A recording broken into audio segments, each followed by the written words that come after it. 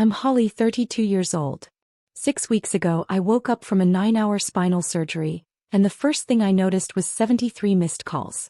My vision was still blurry from the anesthesia when I finally listened to my dad's voicemail. His voice sounded calm, almost cheerful. "We sold your condo to pay for your sister's wedding. You were unconscious, so we signed for you. $425,000 gone. My sister's wedding was just 3 weeks away. I could barely stand and my legs felt like they didn't belong to me anymore. But there, lying in that recovery room staring at the ceiling, I made one phone call. I had to know what really happened at that wedding. What followed was completely unexpected and no one saw it coming. Before I go on, if this story has your attention, take a moment to like and subscribe, but only if you genuinely want to hear how it all ends. Where are you watching from right now? Drop your city and local time in the comments. Now, let me take you back 7 weeks to the day I first got my surgery date. At 32, after years of back pain, I finally heard the words I had been waiting for since I was 29. "We have a surgery date for your herniated discs at L4 and L5. Those years had been brutal. Some days I couldn't even get out of bed. Other days I pushed through the pain because life and bills didn't wait for a broken spine. And then, just 3 weeks after my surgery at my little sister's wedding, I did something that 200 people will remember for a long time. But it all started with that 9-hour operation, 73 missed calls, and a voicemail that changed everything. Finally, relief was in sight. My surgery was scheduled for March 15th. A 9-hour procedure followed by 6 weeks of recovery. That evening, I called my parents, my hands trembling, not from fear but from something I hadn't felt in years: hope. "Mom, I got the surgery date," I said. Her voice was distant, distracted, with Megan laughing in the background. "When is it?" "March 15th.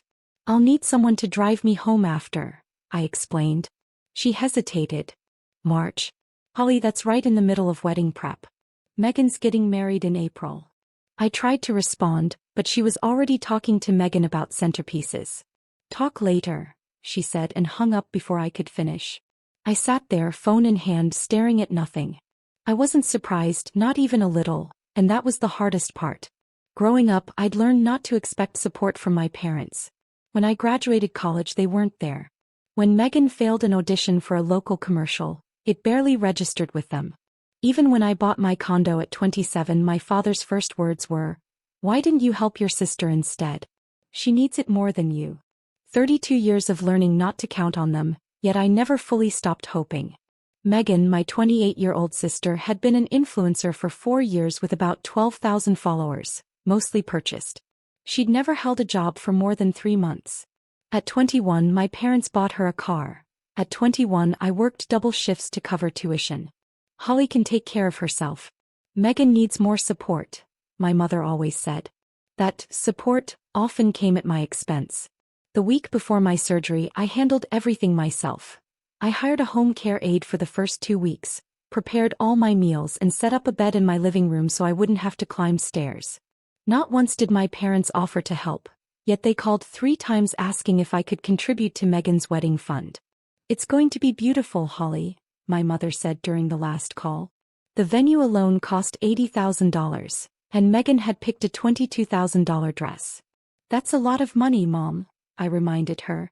"Daniel's family is very wealthy. We can't look poor," she replied. Daniel, Megan's fiancé, I had only met twice. Quiet, polite, a little naive. His parents owned several banks. I had already given $20,000 for the engagement party months ago, but it didn't seem to matter. This time felt different. My surgery was only 5 days away and I couldn't handle everything at once.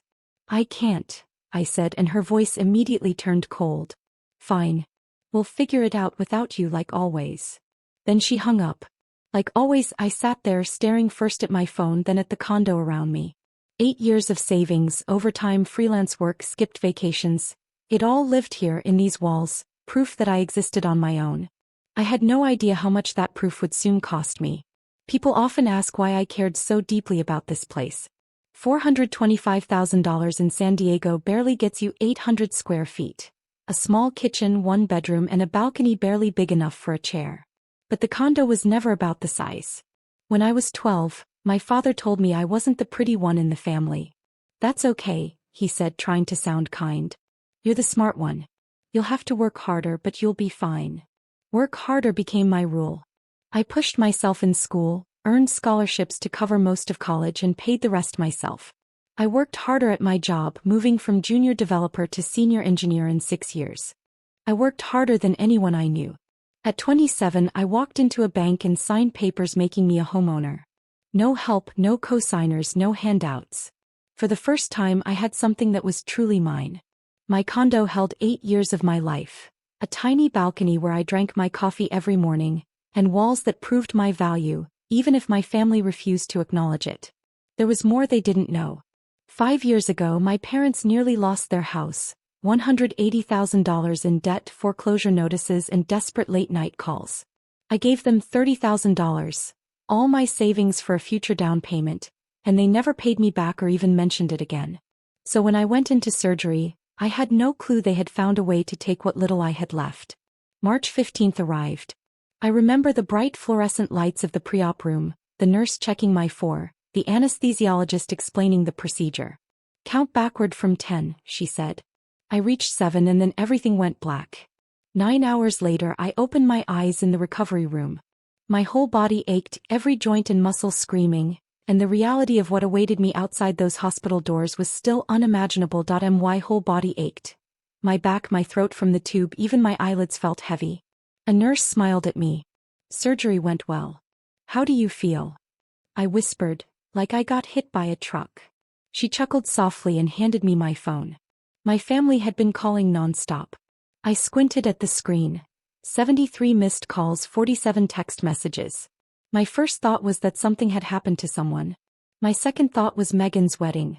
Something must have gone wrong. I played the voicemail from my father, sent 4 hours into my surgery. His tone was casual, almost cheerful. I would later learn they had planned this for weeks. Finding a cash buyer, preparing documents, timing everything to coincide with my surgery. Holly, honey, it's Dad. We had a family discussion and, well, we've been working on something. We sold your condo, found a motivated cash buyer, and signed the final papers on your behalf since you were unavailable. The money is going toward Megan's wedding. She deserves a beautiful day and you weren't using the condo much anyway. You'll understand. Call us when you wake up. Love you. I played it over and over. $425,000. Gone. The nurse noticed my expression. Ma'am, are you okay? Do you need pain medication? I didn't cry or scream. I just stared at the ceiling, breathing in and out, in and out. Something inside me became crystal clear. I knew exactly what I had to do, and it started with one phone call, but not to my parents. 2 hours after waking, I called my father. My hands weren't shaking, my voice steady. Morphine helped, but mostly it was clarity, the kind you get when you finally see people for exactly who they are. He answered on the second ring. Holly, you're awake. How was the surgery? I said calmly, you sold my condo. There was a pause.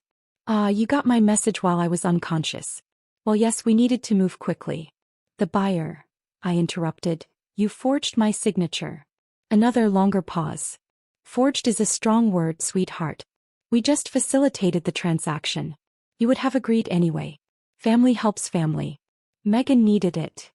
I spoke slowly. What Megan needed wasn't $425,000 that didn't belong to her. His voice shifted, defensive. It's not like that. You have a good job. You'll make it back. Megan and Daniel are starting their life together. This wedding sets them up socially. It's an investment in the family. I let the words hang. Dad, what you did is a felony. Silence. Forgery. Fraud. Those are crimes. His voice rose, familiar anger creeping back. After everything we've done for you, all those years feeding you, housing you, you stopped housing me when I was 18. I've paid my own way since I was 18. This is how you repay us, my father sputtered. Repay you for what? For selling my home while I was on an operating table? I could hear my mother's sharp, panicked voice in the background. Holly, you're upset. We'll talk when you're calmer. He started to hang up.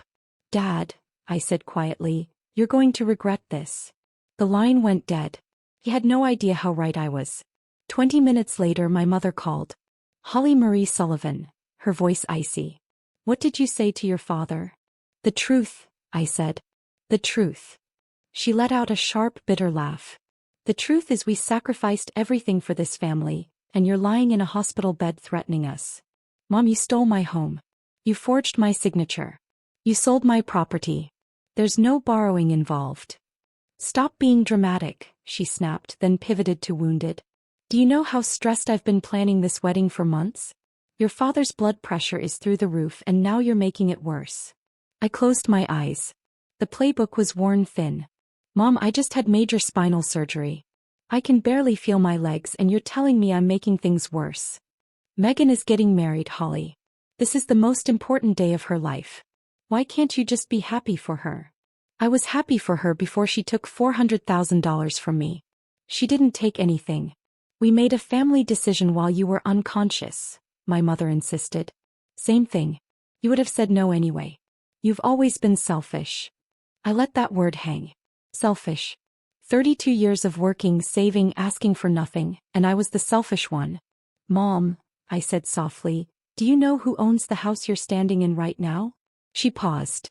What? The house where you and Dad live. Do you know who owns it? A confused laugh. We do, obviously. Are you sure? Holly, what are you talking about? You're on drugs. You're not making sense. I'll see you at the wedding, Mom. I hung up. 3 weeks. That's all I needed. The third call went to the only family member I trusted. Aunt Patricia picked up immediately. Holly, sweetheart, I heard what happened, she said warmly, though I could hear anger beneath it. I'm so sorry. Richard called me an hour ago trying to spin some story about a family investment. I told him he was out of his mind. And you know my brother, he's a fool. She sighed heavily. I warned him years ago, Holly. I told him the way he treated you would come back to bite him. He didn't listen. Patricia, my father's older sister, 65, retired accountant, and the only family member who had ever looked at me and seen my worth, was the person I needed now. Aunt Patricia, I need your help. Anything, she said. Can you keep a secret for 3 weeks? There was a pause before she asked what I was planning. I didn't tell her everything, just enough. My surgery recovery, the wedding date, and that I was about to call my lawyer. When I finished, the line went quiet. Holly, she said carefully, are you sure? Once you do this, there's no turning back. They may never forgive you. I almost laughed.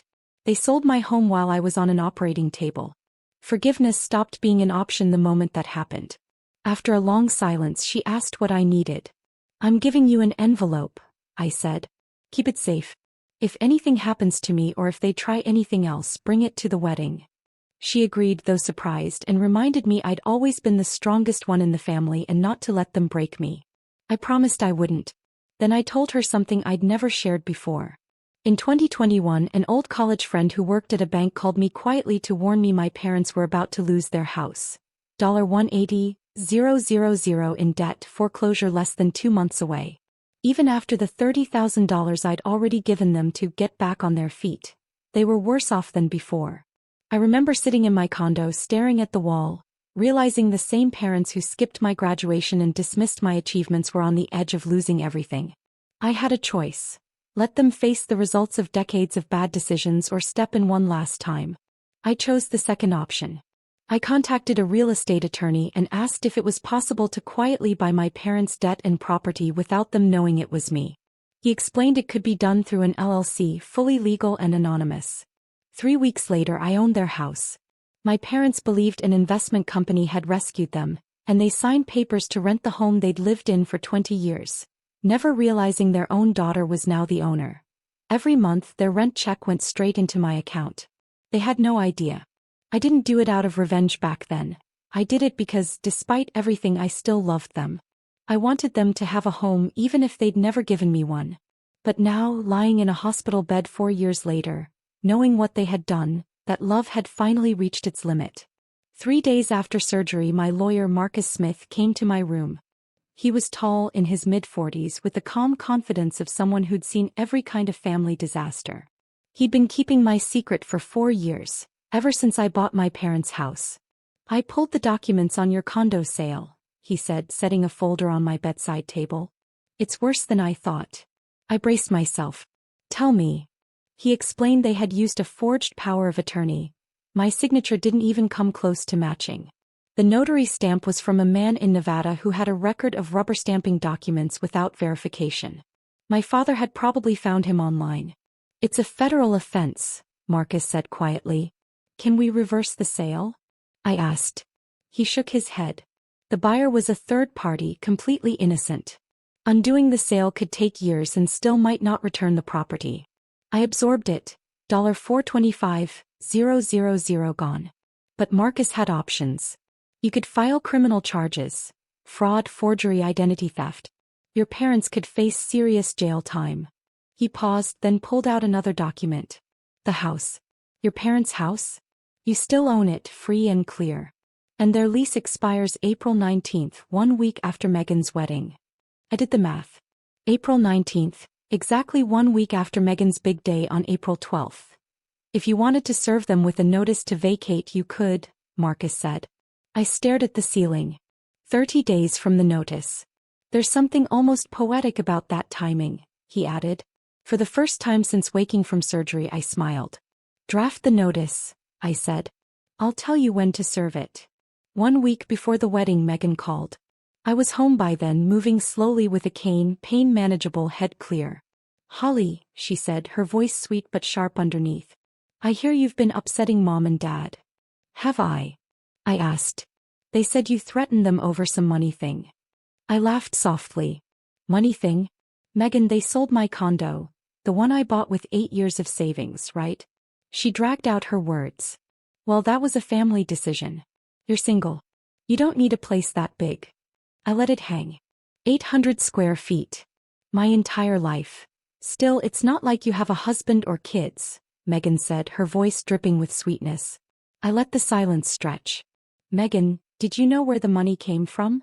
Another pause, then too quickly, I don't get involved in the financial stuff. That's between Mom and Dad. But you knew, I pressed. I didn't, she said, but the pause before her next word said otherwise. You suggested it, didn't you? Suddenly it hit me. She had told them I owned the condo, she knew I'd be in surgery and unconscious, and she had pointed them toward me like a weapon. I just mentioned you had assets you weren't using. It was a suggestion, she stammered. They made the decision. You used me, I said softly.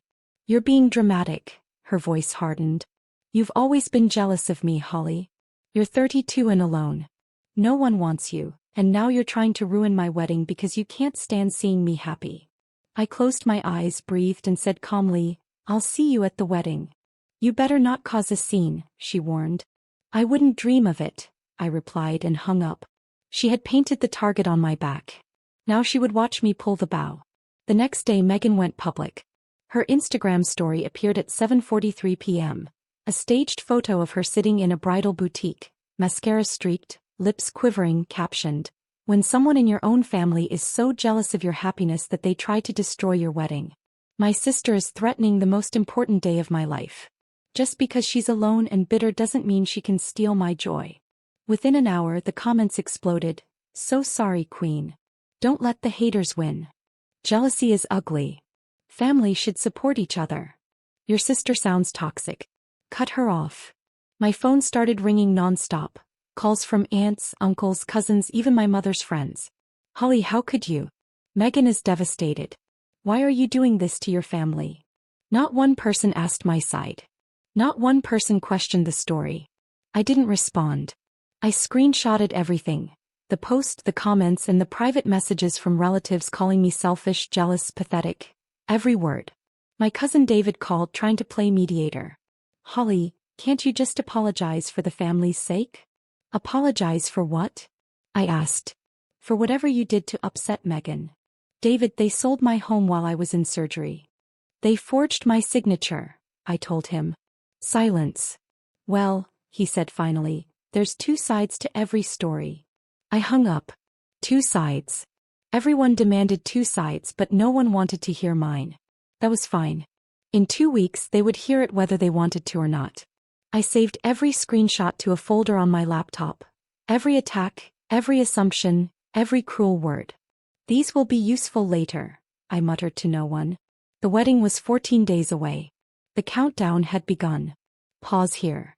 If you were in my position, just out of surgery for $125,000 stolen, your whole family against you. What would you do? Sue immediately? Wait until the wedding? Forgive and move on? Drop your answer in the comments. And if you're still with me, hit like. You'll want to see what happens next. 2 days before the wedding was the rehearsal dinner. I didn't want to go. Every step still hurt, my back screaming, but I needed to see the battlefield. The restaurant was upscale Italian, a private room, 25 people, white tablecloths, candles everywhere. Megan had even posted the bill, $12,000 for one dinner. I arrived late, moving slowly with a cane. The room went silent. My mother's eyes widened. My father's jaw tightened. Megan grabbed Daniel's arm and whispered something. Holly. My mother recovered first, her smile sharp as glass. We didn't think you'd make it. With my condition, I wouldn't miss it, I said calmly, making my way to an empty seat at the far end of the table. Every step deliberate, every eye on me. My father stood for a toast. Tonight we celebrate family. We celebrate sacrifice. Everything we've done has been for our children. Megan beamed. This wedding represents our family's love and commitment. Many contributed to make it possible. His gaze flickered toward me for just a moment. Family takes care of family. I raised my glass silently, saying nothing. But Daniel, the groom, studied me closely, curious, like he was trying to solve a puzzle. Megan leaned over and kissed his cheek, pulling his attention back. At the end of the night, as people gathered their coats, Megan approached me. I'm surprised you came, she said, her smile not reaching her eyes. I have a gift for you. For the wedding, I replied. A gift. Suspicion flickered across her face. Something special, you'll see it on Saturday. I walked out before she could respond. My back burned, every step a challenge, but it was worth it. April 12th, wedding day. The wedding took place at a 5-star hotel with a garden courtyard, the kind of place where luxury shows in every detail. White roses hung from wrought iron archways, crystal chandeliers sparkled in the pavilions, and a string quartet played softly. Megan had insisted on 200 guests. Anything less looks cheap, she told my mother. 200 people to witness the perfect wedding paid for with stolen money. I arrived with Aunt Patricia. She wore a navy blazer, I wore a simple navy dress. A coincidence? Maybe. Either way, we looked like a team. We're ready, she whispered as we walked through the garden entrance. In my clutch, I carried a manila envelope holding documents that could change everything. The ceremony seating curved toward a flower-draped altar. I took the very last seat, farthest from the family. Patricia sat beside me.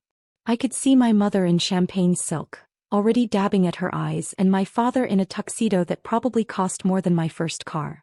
Megan appeared, walking down the aisle in $22,000 of white lace, a long veil trailing behind her. She was stunning, radiant, triumphant. As she passed my row, her eyes met mine, a small, satisfied smile on her lips. I smiled back. Daniel waited at the altar, nervous, hopeful, completely unaware of what his bride and her family had done. The officiant began the ceremony.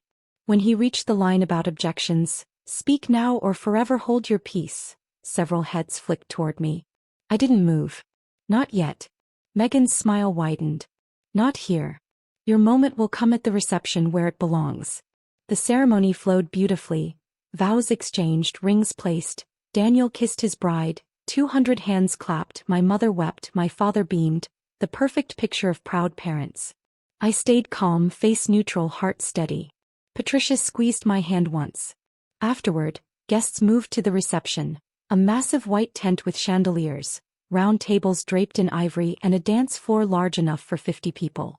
The head table sat elevated like a throne, bride and groom in the center, parents flanking them. I found my seat at table 14 near the kitchen, where relatives no one wanted to talk to gathered. My companions included a hard-of-hearing great-uncle, a clearly tipsy second cousin, and Aunt Patricia, who had insisted on sitting with me. They put you in Siberia, Patricia whispered under her breath. I expected nothing less. Dinner was served, filet mignon and lobster tail, $300 bottles of wine, and a wedding cake that looked more like a monument than dessert. Megan laughed at the head table, constantly touching Daniel's arm, claiming him in front of everyone. My father tapped his glass. The room hushed. Before the toasts, I want to say a few words about this incredible day, he began. This wedding represents everything our family believes in: sacrifice, unity, love. His eyes swept the room, briefly landing on me. Many people made this day possible. Our wonderful daughter Megan, our new son Daniel, and his generous family. Everyone who contributed to making this day special. He actually said contributed. Patricia squeezed my hand under the table. Not yet. Almost. My father continued, voice swelling with self-congratulation. Raising 2 daughters has been the greatest privilege of my life. Megan, you've always been the light of this family, your kindness, your grace, your beauty inside and out. Megan dabbed at her eyes with a monogrammed napkin. And Holly, he paused, the room holding its breath. We're grateful for her contributions. A few awkward chuckles. Then he added, I think Holly should say a few words. Come up here, sweetheart. Give your sister a toast. Every eye turned to me. I caught my mother's frozen smile, the warning in her eyes. Don't make a scene. Megan's triumphant face betrayed a flicker of fear. 200 people waited, expecting either polite acceptance or dramatic refusal. I reached for my cane, slowly rising. Each step felt like an eternity, my cane tapping against the polished floor, a metronome counting down. I climbed the small platform steps. My father handed me the microphone, his smile tight. Don't be long, he whispered. I faced the crowd, crystal chandeliers, lavish flowers, 200 witnesses, and finally looked at Megan, gripping Daniel's hand so hard her knuckles were white. Thank you, Dad, I began, voice steady. You're right. I have contributed to this wedding quite a lot, actually. Silence fell. Let me tell you exactly how much. 6 weeks ago I had major spinal surgery, 9 hours on the operating table.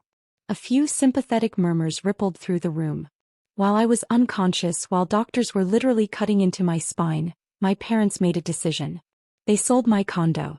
$425,000. My home, 8 years of savings. They forged my signature on a power of attorney and sold it without my knowledge or consent. The murmuring stopped. Every eye was on me now. My father stepped forward, voice sharp. Holly, this isn't, don't, I said calmly, and he froze. You had your speech. This is mine. I pulled the envelope from my purse. I have the documents, the forged signature, the fraudulent power of attorney, everything. Gasps spread through the crowd. Guests whispered, confused and horrified. But I met Megan's eyes. I'm not here to ruin your wedding, I said. I'm here to give you a gift. I held up a second document. This is the deed to 247 Maple Drive, your house, the one you've lived in for 20 years.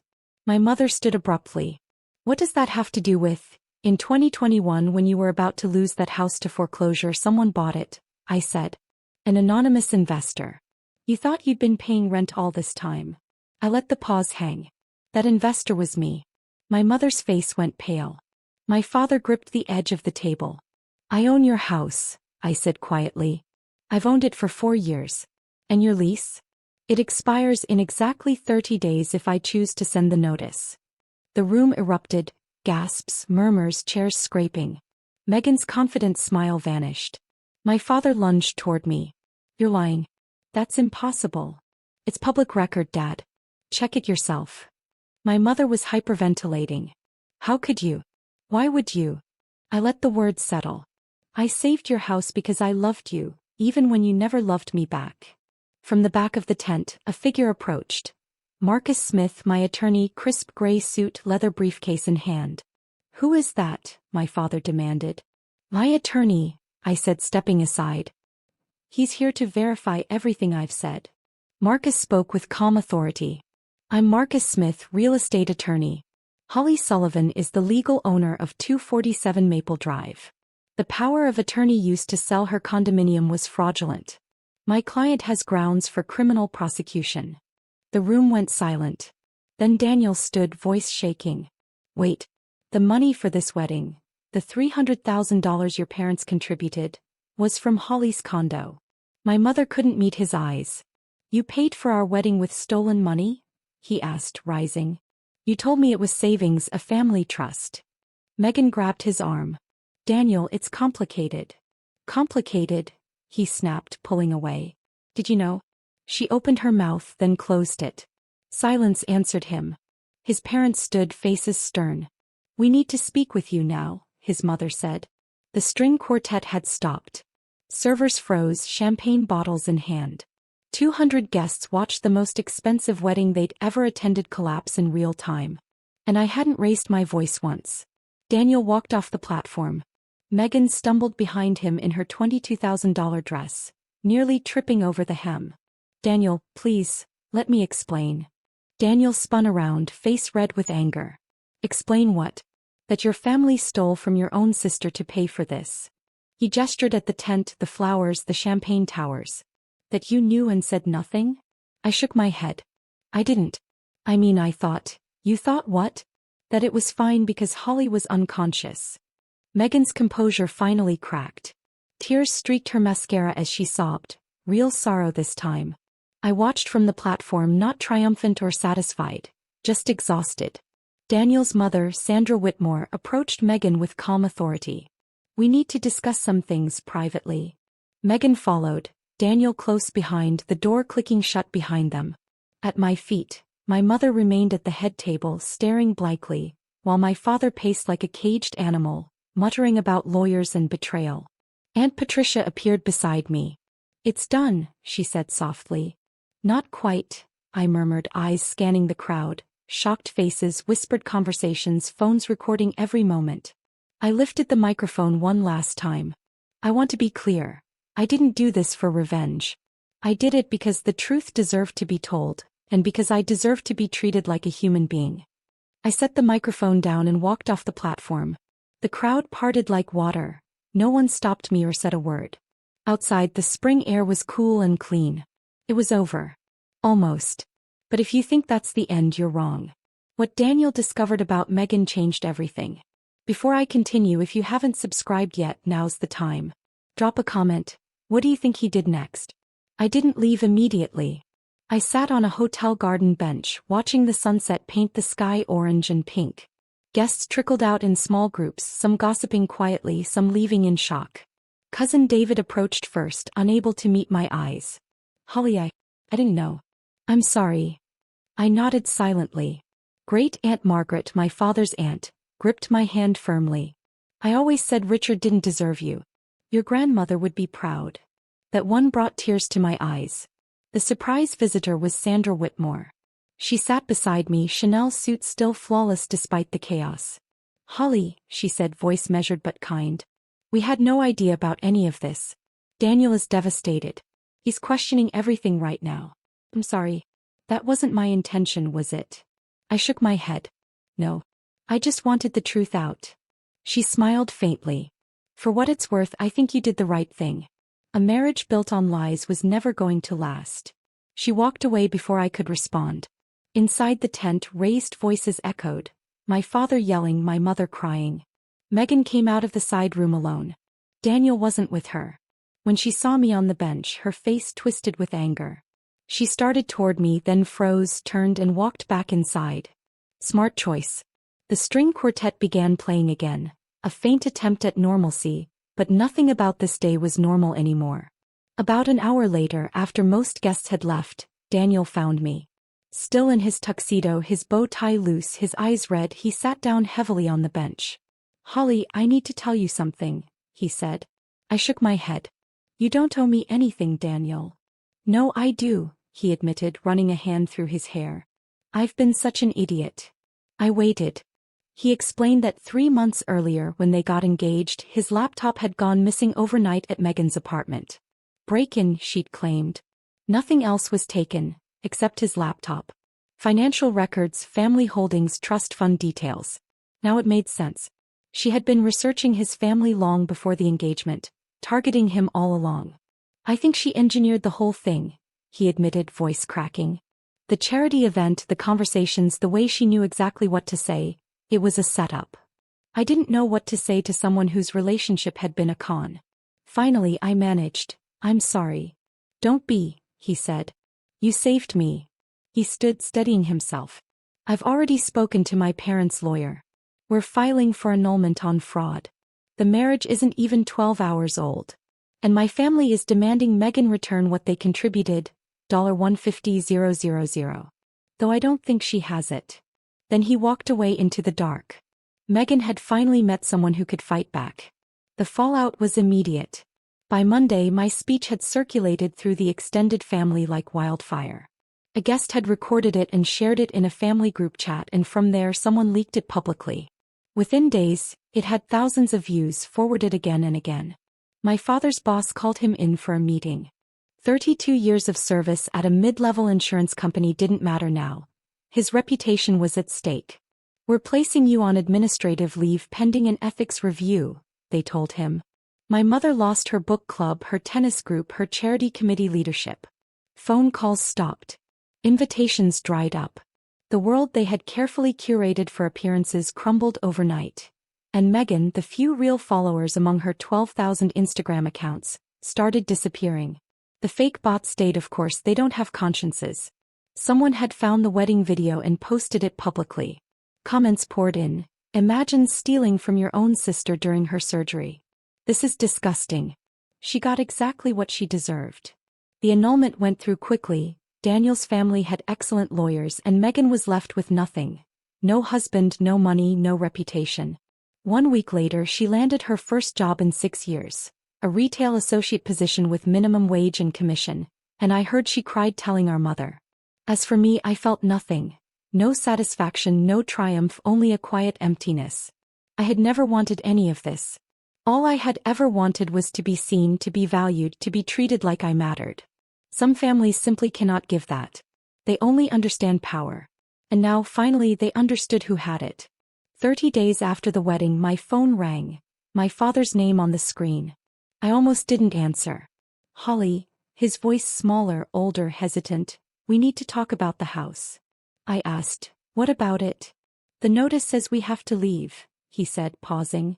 I'd sent the eviction notice the day after the wedding, legally, with a proper 30-day window, exactly as Marcus advised. "That's not my problem, Dad," I said. "It is your problem," he snapped, old anger flaring. "You're evicting your own parents. What kind of daughter does that?" I stayed calm. "The kind whose parents stole $425,000 from her. You forged my signature while I was in surgery. That's theft and fraud. You're lucky I'm not pressing charges." Silence. "Please, just give us more time," he begged. "No, Dad. You had 4 years, living in a house I paid for, paying rent to a daughter you treated like nothing. I saved you from foreclosure. You repaid me by stealing my home. We didn't know it was you. Would it have mattered?" He couldn't answer. 30 days. That was the line. "Find somewhere else to live. If you do this, you're no longer my parents," I said. I almost laughed. I had never been their daughter. I had just been a tool they used when it suited them. I hung up. My hands didn't shake. My heart didn't race. I felt only the quiet certainty of a boundary finally drawn. Some lines, once crossed, can never be uncrossed. 2 months later, I walked through their former house. They had moved into a small apartment 30 minutes away 3 days earlier, taking everything they could fit. The house echoed with emptiness. I stood in the living room where I spent my childhood, the corner where the Christmas tree always went, the window seat where I read hundreds of books, the staircase I climbed thousands of times. Every memory, every small piece of my life felt solid and mine. Finally, I could breathe. Aunt Patricia stood beside me and asked softly, "How do you feel?" I touched the wall and shrugged. I thought I'd feel satisfaction or triumph, but I felt only sadness. She nodded. "That makes sense. You didn't just lose your parents. You lost the hope they'd ever love you the way you deserved." I turned from the empty room. "What are you going to do with the house?" she asked. "Rent it out," I said. I found a young couple, first-time renters, both teachers, kind people. The rental income would go to a charity supporting women who had faced financial abuse in their families. Patricia smiled. My recovery was nearly complete. I could walk without a cane, the pain was manageable, and my body was healing, though my heart took longer. Meghan had texted once, 2 weeks after the wedding. "I hope you're happy. You destroyed everything."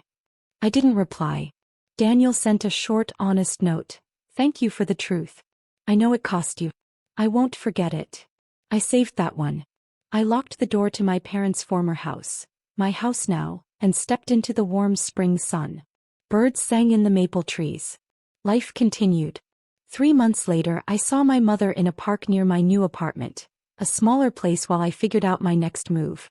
She sat on a bench by the fountain, alone, older, smaller, her hair streaked with gray, dressed in a simple cardigan. Our eyes met. For a long moment we stayed still. I walked over and sat down, leaving space between us. She stared ahead. I didn't expect to see you here. I said I lived nearby now. Silence. The fountain burbled. Children laughed in the distance. Finally she looked at me, red-rimmed eyes tired. I'm okay, Holly. I never meant. I didn't want. She trailed off. I waited, hoping for a real apology, some acknowledgement of decades of neglect and betrayal, but she shook her head and looked away. You should go home, Mom. It's getting cold. She rose slowly, hesitated, and whispered, I wish. I know. Then she walked away, disappearing around the bend. I stayed, feeling the cool air, neither hating nor loving her. I was simply done. Some relationships can't be repaired. Some wounds are too deep.